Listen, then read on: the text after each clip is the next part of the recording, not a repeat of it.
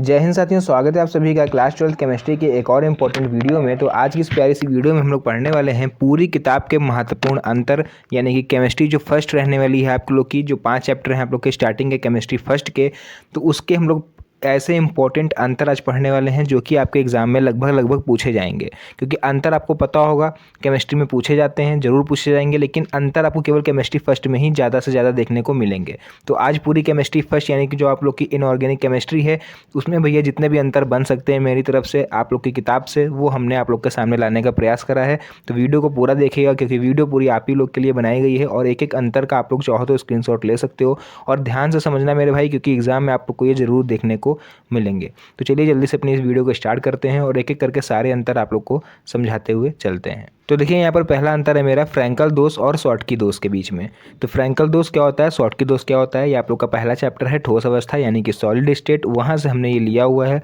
तो फ्रैंकल दोष जैसे कि आपको पता होगा कि इसमें आयन अपना स्थान छोड़कर अंतराकाशीय छिद्र में चले जाते हैं, इसमें आयन गायब ही हो जाते हैं। इस लाइन का मतलब क्या है, मान लो भैया कि यहाँ पर हमने इस तरह से हमारा कोई ठोस रखा हुआ है और इसके अंदर ये रखे हुए हैं सब आयन।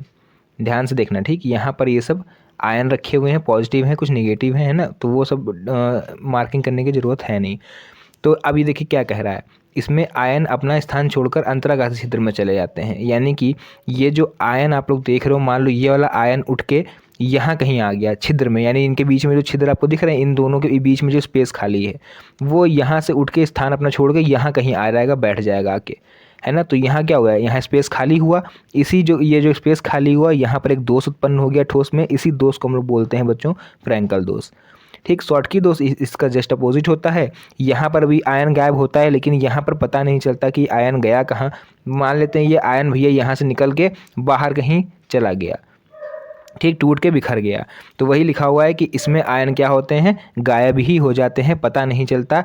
और जो दोष उत्पन्न करके जाते हैं भैया उसी को हम लोग बोल देते हैं शॉर्टकी दोष। क्लियर है। चलिए नेक्स्ट हम लोग देखते हैं पॉइंट 2। इसमें धनायन का आकार जो है वो ऋणायन से छोटा होता है। यानी कि फ्रैंकल दोष में हमेशा ये जो हमने यहाँ पर चार्ज बनाए थे, आपको अभी दिखाया था हमने, ये यहाँ पर जो पॉजिटिव वाले होंगे वो हमेशा बड़े होंगे, निगेटिव वाले छोटे। यानी पॉजिटिव को हम लोग इस तरह से बनाएंगे और निगेटिव को इस तरह से बनाएंगे, ठीक है। शॉर्टकी दोष की बात करें तो इसमें धनायन व ऋणायन का आकार समान होता है, इसमें कोई भी अंतर नहीं होता है धनायनों और ऋणायनों के बीच में। नेक्स्ट है तीसरा, इसमें घनत्व में कोई भी परिवर्तन नहीं होता है, मतलब इसकी डेंसिटी में कोई भी चेंजमेंट नहीं होगा, अगर चाहे दोष उत्पन्न हो या दोष ना हो, इसमें घनत्व में कोई भी चेंज नहीं होता है। इसमें घनत्व कम हो जाता है। कम इसलिए हो जाएगा भाई क्योंकि जो एक आयन हमारा गायब हुआ है वो हमको पता नहीं कहाँ गया, वो टूट के बिखर गया। तो टूट के बिखर गया यानी कि उसमें कुछ ना कुछ कमी हो गई। मान लो 100 आयन थे, एक कम हो गया तो 99 ही बचे ना, तो इसमें कमी होगी। और इसमें क्या है, जैसे 100 थे, एक गायब होके अंदर ही रहा वो, है ना, उसका पता है हमको कि यहाँ से हट के यहाँ गया है, तो रहेंगे तो 100 के 100 ना, 99 तो हो नहीं जाएंगे क्योंकि वो तो उसी के अंदर है। इसलिए यहाँ पर कोई भी भैया परिवर्तन नहीं होता है, लेकिन इसमें हमारा घनत्व जो है वो कम हो जाता है। नेक्स्ट भैया 4 पॉइंट देख लो। इस दोष में एक रिक्ति बनती है, इस दोष में 2 रिक्ति बनती हैं। तो अब इसमें एक और इसमें 2 रिक्ति कैसे बन रही है, इसको थोड़ा ध्यान से समझना।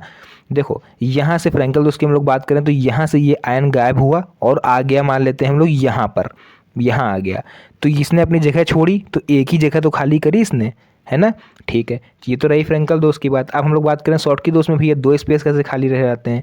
तो देखो ये आयन यहाँ से निकला और गायब हो गया, बाहर कहीं मान लो चला गया, यहाँ पर आ गया, तो ये स्पेस जो खाली हुई, एक तो ये, और दूसरा मान लो ये ऊपर वाला खिसक के इसकी जगह पर आ जाएगा, तो ये अपनी जगह छोड़ देगा। ठीक, इस तरह से इसमें 2 स्पेस खाली होती हैं और इसमें 1 स्पेस खाली रहती है।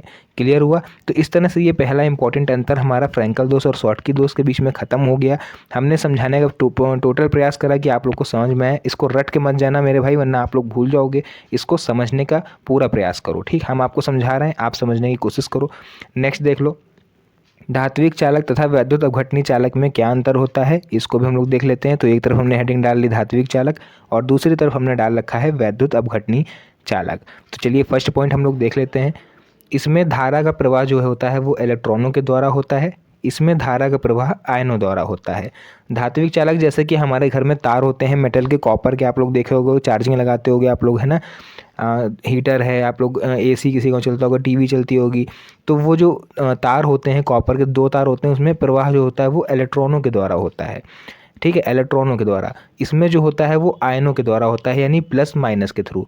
जैसे वैद्युत अपघटनी सेल आप लोगों ने पढ़ा होगा, उसमें 2 इलेक्ट्रोड डाले जाते हैं, एक कैथोड होता है एक एनोड होता है, यानी एक पॉजिटिव एक नेगेटिव। तो वो क्या होते हैं, पॉजिटिव नेगेटिव आयन होते हैं। तो इसमें धारा का प्रवाह आयनों द्वारा होगा, इसमें इलेक्ट्रॉनों के द्वारा होगा, यानी आवेशों के द्वारा। क्लियर हो गया। चलिए नेक्स्ट देख लेते हैं सेकेंड पॉइंट। ताप बढ़ने पर चालकता इसकी घट जाएगी और इसमें चालकता बढ़ती है। टेम्परेचर अगर इंक्रीज़ करोगे तो ये घटेगी और इसकी चालकता बढ़ेगी। तो इस तरह से ये 2 अंतर कंप्लीट हुए। इसी का तीसरा पॉइंट है, इसमें रासायनिक परिवर्तन नहीं होता है। केमिकल चेंजमेंट इसमें कैसे हो जाएगी, जब प्रवाह किसके द्वारा हो रहा है, आवेशों के द्वारा।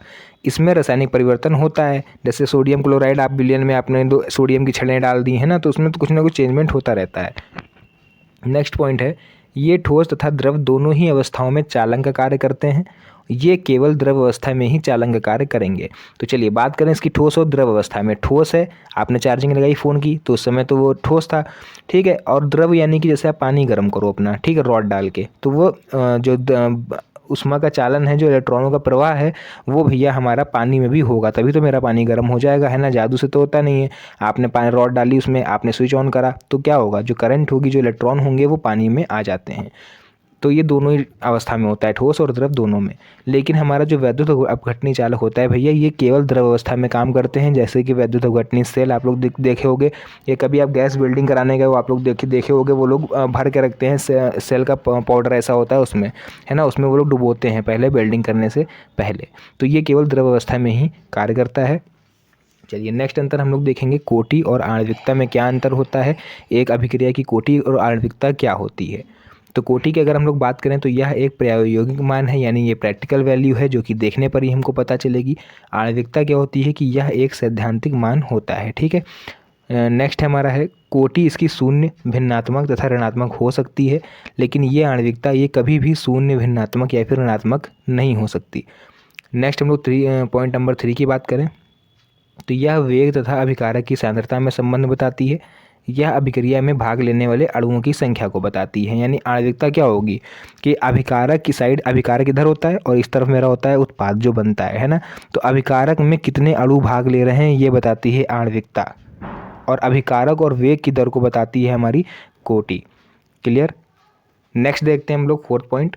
चलिए इसका 4th पॉइंट देख लेते हैं हम लोग क्या है। यह अभिकारक के वेग को प्रभावित करने वाले अणुओं की संख्या को दर्शाती है, और आणविकता भैया केवल यह अभिक्रिया में प्राथमिक पद में भाग लेने वाले अणुओं की संख्या को दर्शाती है। क्लियर है।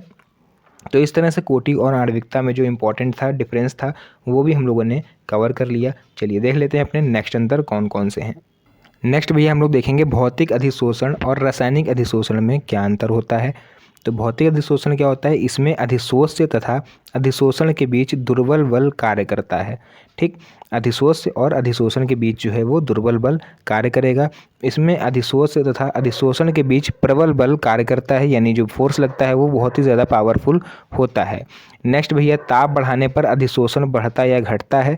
इसमें हो जाएगा ताप बढ़ाने पर अधिशोषण जो है वो बढ़ता ही है, केवल घटेगा नहीं। नेक्स्ट है, इसमें ऊष्मा का जो मान है वो कम होता है, इसमें ऊष्मा का मान अधिक होता है। 4th पॉइंट है सबसे इम्पोर्टेंट, संकीर्ण ऊर्जा कम होती है, संकीर्ण ऊर्जा अधिक होती है। तो मेरे भाई आप लोग इसका चाहो तो यार स्क्रीनशॉट ज़रूर ले लो, क्योंकि बहुत ही आसान शब्दों में हमने आप लोग के लिए समझ लिए ढूंढ के लिखी ये सब चीज़ें।